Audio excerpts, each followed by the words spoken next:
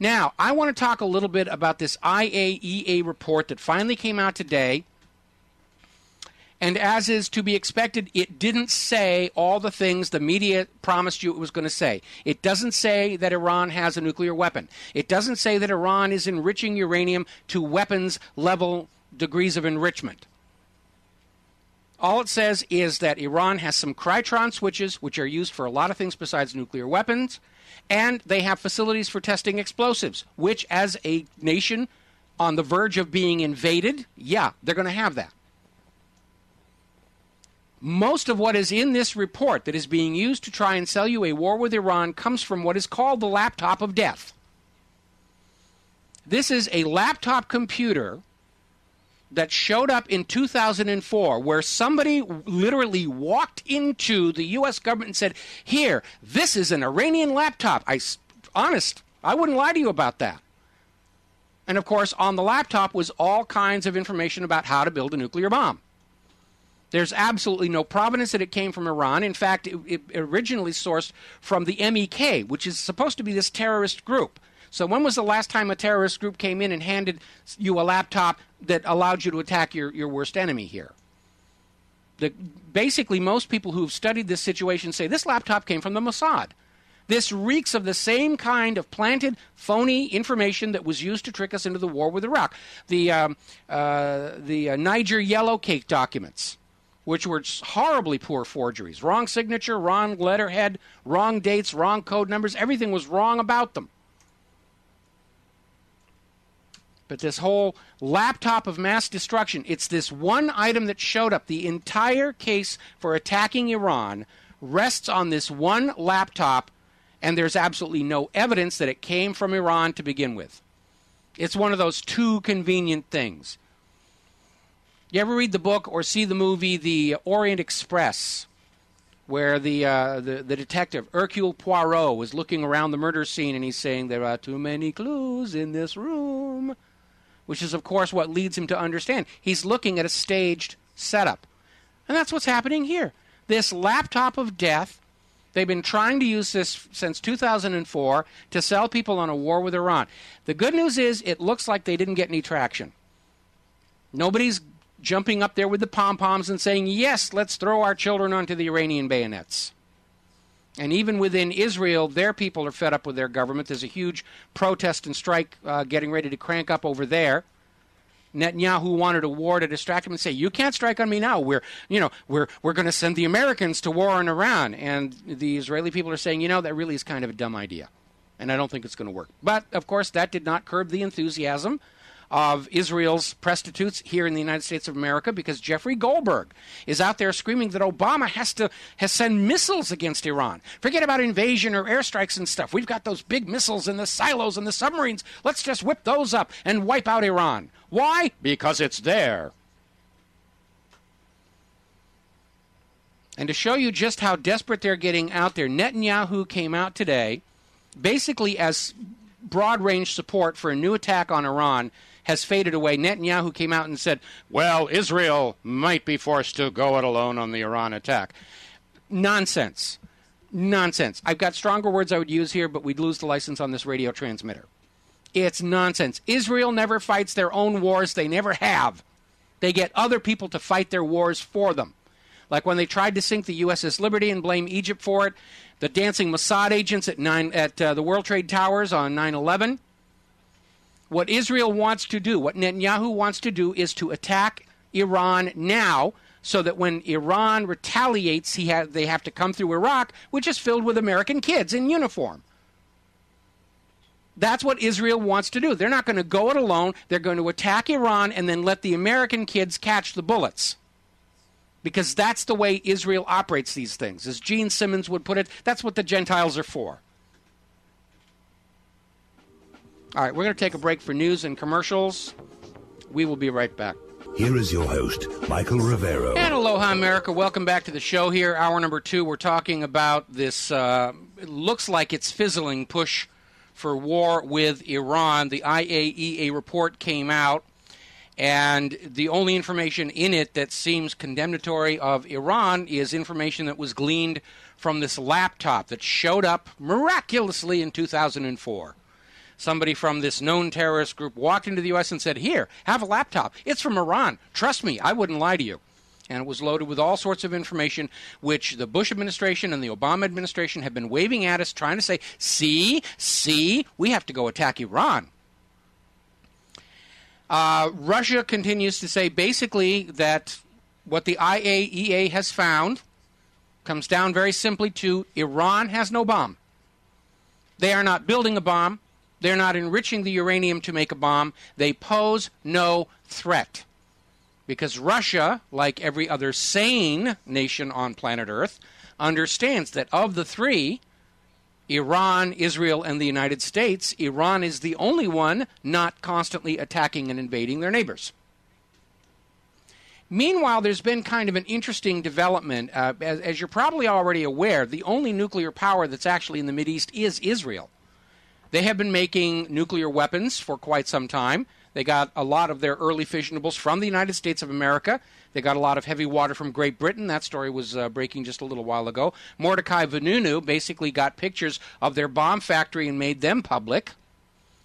Documents have surfaced, official Israeli government documents about an effort by Israel to sell a nuclear weapon to South Africa, which is the very activity the Nuclear Non-Proliferation Treaty is designed to prevent.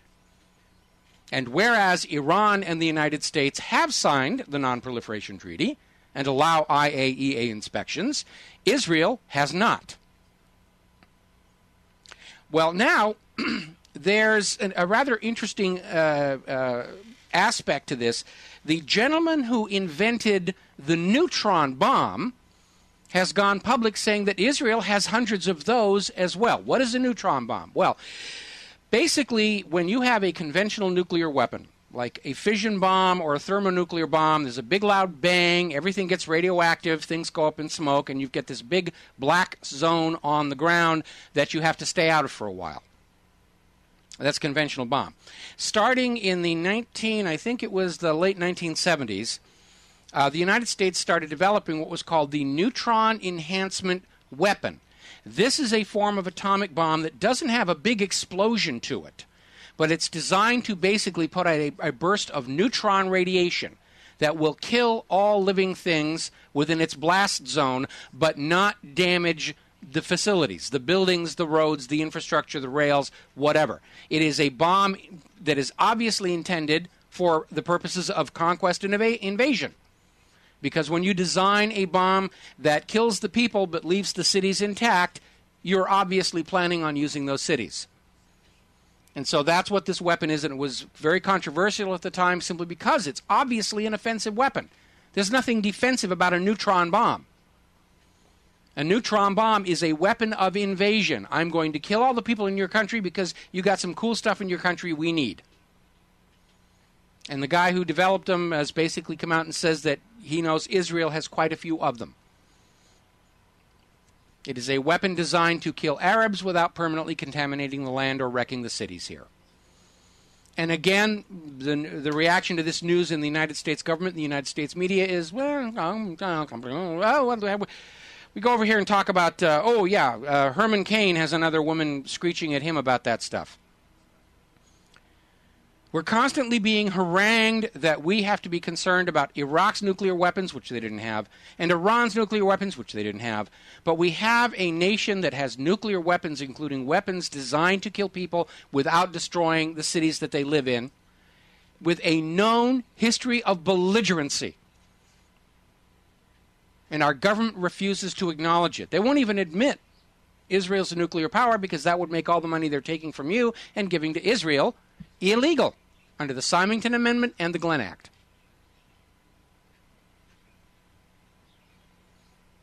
Now, at the G20, there was this kind of little fun, embarrassing situation. Somebody left a microphone on, and Sarkozy was talking to Obama about what a liar Prime Minister Benjamin Netanyahu is, which is nothing newsworthy in that. And Sarkozy told Obama, I can't stand him. And Obama's reply was, you're fed up with him, but I have to deal with him every day.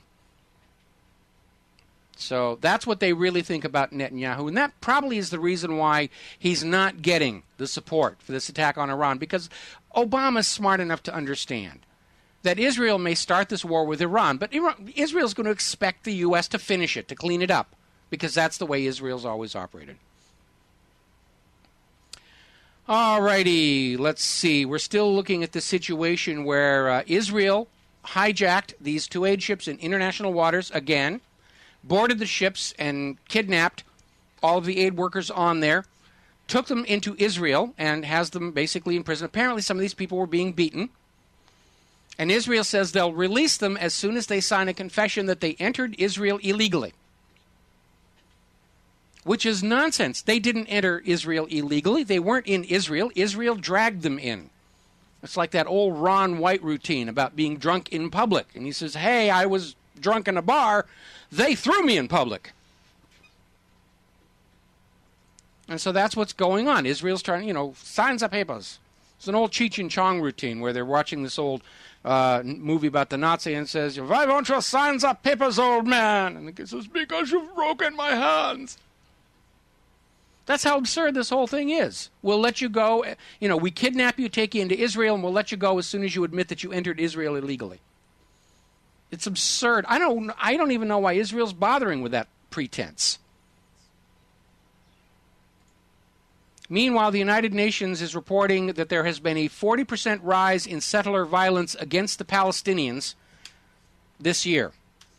This is a case of Israelis going into land that does not belong to them, building these illegal settlements, setting fire to the Palestinians' orchards, poisoning their water, and it's up 40%. But we're supposed to think the Palestinians are the bad people because they're a little upset at how they're being treated. Meanwhile, some of the laws that are being pushed by Israel and the Israeli lobby are getting a little bit absurd. Over in Israel, Netanyahu is promoting a law where basically Israel will recognize Jewishness as a distinct race. Now, that's not the sort of thing that's legally declared. It's something that's in science in the DNA. But he wants a law that says Jews are a separate, distinct human race, which is weird because he's of Polish descent himself, as are most of the Ashkenazi.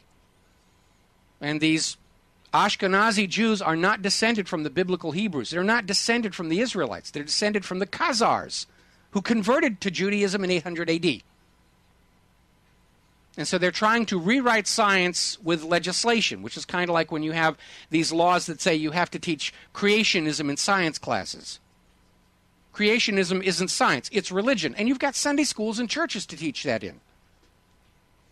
But it's an attempt to use the law to force a belief on people that is absolutely unsupported by the real world. Meanwhile, here in the United States, AIPAC is lobbying for a law to make it illegal for the United States to negotiate with Iran diplomatically over Iran's alleged and unproven nuclear weapons program.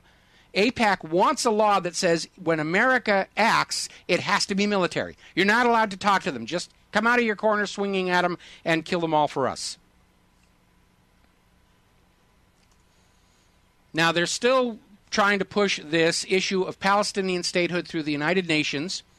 And Israel and the United States have gone to several countries to get them to abstain from the vote so that the United States does not have to use their veto, which basically would prove before the world that the United States grovels to Israel's wishes, which we already know anyway.